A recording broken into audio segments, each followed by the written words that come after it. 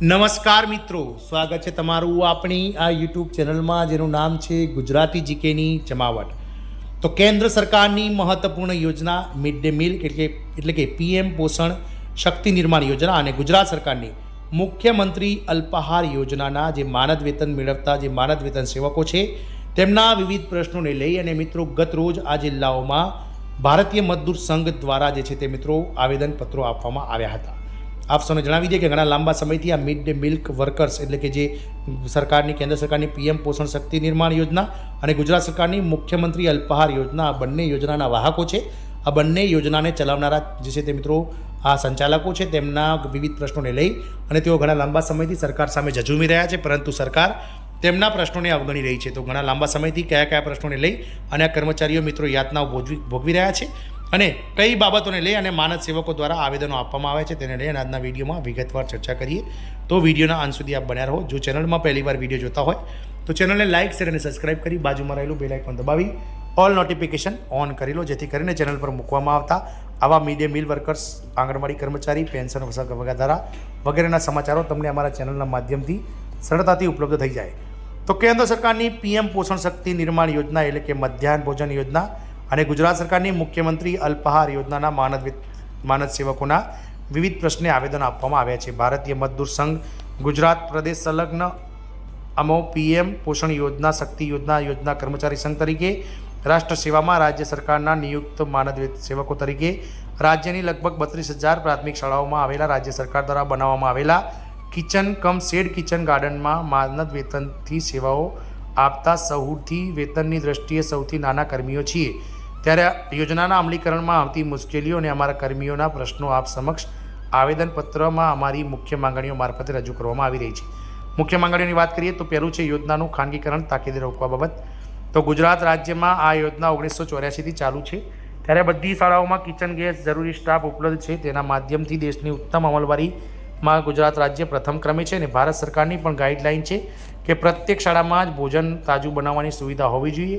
એ મુજબ ગુજરાત રાજ્યની તમામ શાળાઓમાં જ બધી સુવિધાઓ ઉપલબ્ધ છે. ત્યારે કેન્દ્રીય રસોડાનો એટલે કે સેન્ટ્રલ કિચન યોજનાનો જે પ્રોજેક્ટ ગુજરાતની બહારની 4 સંસ્થાઓના જ પોષણ માટે લાવવામાં આવ્યો હોય, જે અંગેનું ટેન્ડર તાકીદે રદ કરી મૂળભૂત શાળા કક્ષાએ જ ગરમ તાજું અને સુપ્રીમ કોર્ટના ચુકાદા મુજબ આ યોજનામાં રસોઈયા તરીકે અનુસૂચિત જાતિ અનુસૂચિત જનજાતિના રસોઈયાને અગ્રતા ક્રમની જોગવાઈ મુજબ સામાજિક સમરસતાના ઉત્તમ વાતાવરણમાં બનતું ભોજન અને પીરસવાની કામગીરીને બદલે 40થી 50 કિલોમીટરની દૂરની આગળની મોડી રાત્રે 3 વાગે બનેલું ભોજન બીજા દિવસે 2 વાગે બપોરે કેન્દ્રીય રસોડાના 3 તાલુકાના આ યોજનાના લાખો બાળકોને ઉપલબ્ધ કરવાની ખાનગીકરણમાં અમે સખત વિરોધ કરીએ છીએ, જે તાકીદે બંધ કરવું જોઈએ અને એ ટેન્ડર રદ કરવાની બુલંદ માંગણી છે. બીજી વાત કરીએ તો યોજનામાં સમયસર અને ઉત્તમ જથ્થો ઉપલબ્ધ કરવા બાબત. તો પીએમ પોષણ શક્તિ નિર્માણ યોજનામાં 2 વર્ષથી બદલાવેલ કમિશનર કચેરી દ્વારા જ આખા રાજ્યમાં આપતી પરમિટ જે મુજબ અન્ન અને નાગરિક પુરવઠા વિભાગ નિગમ દ્વારા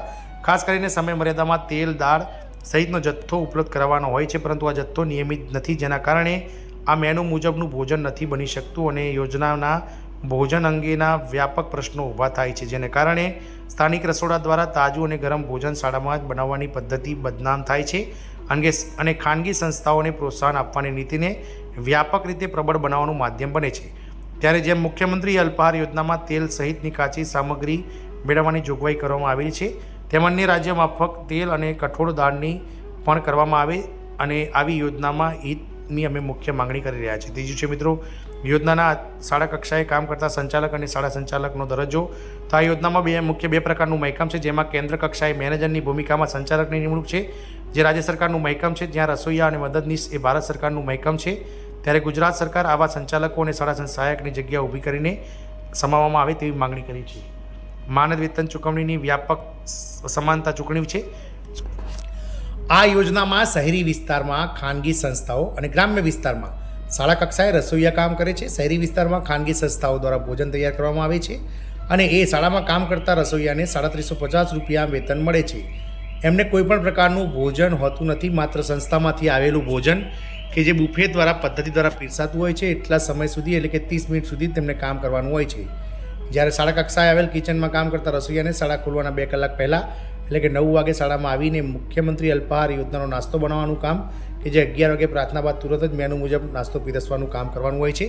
તમામ રસોઈને અને ભોજનના વાસણો સાફ સફાઈ કરવાની જે 12 વાગે કામ પૂર્ણ થયા બાદ તુરત જ પીએમ પોષણ શક્તિ નિર્માણ યોજનાનું બપોરનું પાકું ભોજન બનાવવાનું શરૂ થાય છે. જે ભોજન બપોરે 2 વાગે પીરસાય છે ને રસોઈના અને ભોજનના વાસણોની સાફ સફાઈ કરી અંદાજે 3:30 એટલે કે 3:30 વાગે એ કામ પૂર્ણ થયા બાદ ઉપરાંત અઠવાડિયે એક વખત ગુરુવારે બપોરે 4 વાગે બીજી એક પોષણ યોજનાની સુખડી બનાવવાની. જે 4 વાગે કામ પૂર્ણ થયા બાદ વાસણોની સાફ સફાઈ બધું પૂર્ણ કરીને 5 વાગે શાળા કક્ષાએ આવેલ રસોડાની અંદર સાફ સફાઈ કરી એ રસોઈયા સાંજે 5 વાગે સંપૂર્ણ કામ પૂર્ણ કરે છે. આમ 8 કલાક સખત શ્રમ કરનાર રસોઈયાને પણ 3750 માનદ વેતનની જોગવાઈ છે. એ સંપૂર્ણપણે અસમાન છે અને એ અસમાન શ્રમ અને રોજગાર વિભાગના અન્ય રસોઈયાની જેમ જોગવાઈ મુજબ આ શાળા કક્ષાએ કામ કરતા રસોઈયાને પણ વેતન આપવાનો બુલંદ માંગણી છે. 5મું છે મિત્રો આકસ્મિક ઘટનામાં વળતર અને ઇલાજની જોગવાઈ. આ યોજનામાં કામ કરતા રસોઈયા સહિતના સ્ટાફને સતત અગ્નિ સામે કામ કરવું પડશે.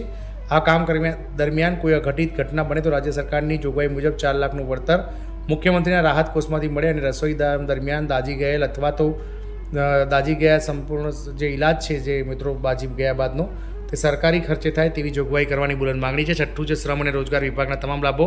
8 કલાકની કામગીરીમાં રોકાયેલા આ યોજના કર્મચારીઓને શ્રમ અને રોજગાર વિભાગના શ્રમિકોને મળતા તમામ લાભો આપવામાં આવે તેવી મુલત માંગણી કરવામાં આવી છે. આમ ઉપરોક્ત માંગણીઓ અમો ભારતીય મજદૂર સંઘના મુખ્ય સિદ્ધાંત પ્રથમ રાષ્ટ્રહિત, ઉદ્યોગ હિત અને છેલ્લે 3જા ક્રમે શ્રમિક હિત મુજબ આ તંત્રની આ યોજનામાં અનિયમિત કાચી સામગ્રીની ગેરહાજરીમાં પણ સ્થાનિક દાતાઓની મદદથી બાળકોને ભૂખ્યા નહીં રાખીએ ને રાષ્ટ્રનું હિત તથા આ યોજનામાં અનેક અડચણો છતાંય કેમ પ્રકારે ભોજનની વ્યવસ્થાનો જાળવી રાખીને યોજનાનું હિત જળાવવા જે છે તે મિત્રો શ્રમિક હિતની છેલ્લે માંગણીઓ છે કે અમુક જિલ્લાભરના આ યોજનાના કર્મીઓ બાળકો ભોજનથી પણ વંચિત ન રહે એ માટે મુજબ બપોરે બાદ એકત્ર થઈને જિલ્લા કલેક્ટર કચેરી ખાતે એકત્ર થઈ રાજ્ય સરકાર સમક્ષ યોજના અને યોજનાના હિત માટે કલેક્ટરશ્રી મારફતે આપ સાહેબને આવેદનપત્ર રૂબરૂમાં આપીએ છીએ. આ મિત્રો અલગ અલગ 6 જેટલી માંગણીઓને લઈ અને કેન્દ્રીય પીએમ પોષણ શક્તિ નિર્માણ યોજના અને મુખ્યમંત્રી અલ્પાહાર યોજનાના જે માનદ વેતનના સેવકો છે કે જેમાં સંચાલકો, રસોઈયાઓ અને હેલ્પરોનો સમાવેશ થાય છે ને જેઓનું સંખ્યાબળ ગુજરાતભરમાં 87,000 કરતાં વધારે છે તેવા લોકોએ મિત્રો સરકાર સમક્ષ હવે આવેદનો આપી અને પોતાની મુખ્ય માંગણીઓ જે છે તે રજૂ કરી છે. મુખ્ય માંગણીઓમાં તેમને મિત્રો 8 કલાકમાં શ્રમ અને રોજગાર મંત્રાલય વિભાગ દ્વારા જે મિનિમમ વેજ આપવામાં આવે છે તે પ્રમાણે પગાર ચૂકવવામાં આવે, સરકારી કર્મચારી જેવા લાભો આપવામાં આવે. સાથે જ મિત્રો જે સેન્ટ્રલ કિચન યોજના તાલુકા કક્ષાએ શરૂ કરવામાં આવી છે અલગ અલગ તાલુકાઓમાં તે કોન્ટ્રાક્ટ પ્રથા બંધ કરી, પ્રાઇવેટીકરણ બંધ કરી અને મિત્રો તમામ શાળાઓમાં આ 3 કેડરના જે કર્મચારીઓ છે તેમને નિમણૂક કરવી જોઈએ. જય હિન્દ, અસ્તુ.